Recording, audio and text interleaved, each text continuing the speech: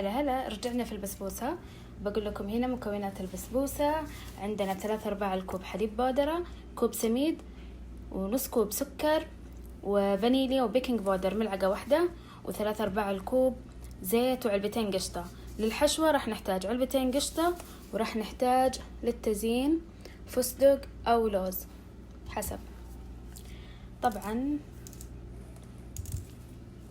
كله واضح. نخلط بس البسبوسة، السميد والمواد الجافة مع بعض ومع علبتين قشطة. بسم الله.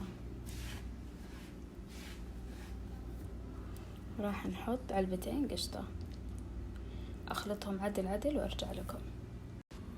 الحين راح أحط نص الخليط في الصينية، وشغلت الفرن على حرارة 180. طبعا إذا تبي تسوون لها شيرة ممكن، بس احتمال ما أسوي شيرة. لذيذة البسبوسة هذه، مرة لذيذة، وغالبا ما تحتاج لشيرة.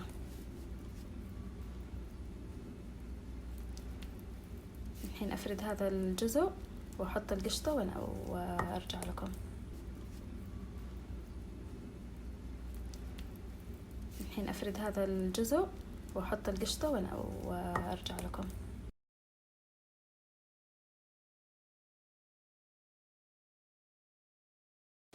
نيجي للجزء الأهم. إذا كان الخليط مرة ثقيل وما تقدري تفردي على البسبوسة، ضيفي له تقريبا ملعقتين موية، مو أكثر من ملعقتين يكفيها.